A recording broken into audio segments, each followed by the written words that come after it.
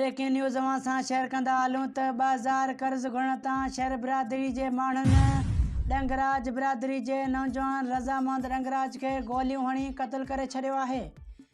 Breaking news सां share कंदा हलूं त नवाबशाह खां 2000 कर्ज़ घुरण तां शहर बिरादरी जे माण्हुनि डंगराज बिरादरी जे नौजवान रज़ामंद डंगराज खे गोलियूं हणी क़त्ल करे छॾियो आहे।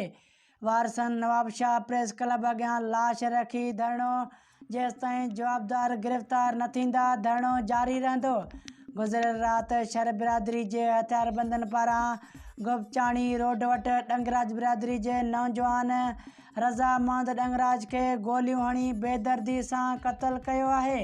असांजो नौजवान फटो हलाए पंहिंजो पेट गुज़र कंदो हो जॾहिं त गुज़िरियल राति गोपचाणी रोड खां पंहिंजे घर अची रहियो हो त शहर बिरादरी जे हथियारबंदनि सिद्दीक़ शर, राणो शर, हसन शर ऐं ॿियनि नौजवान खे गोलियूं हणी क़त्ल करे छॾियो आहे।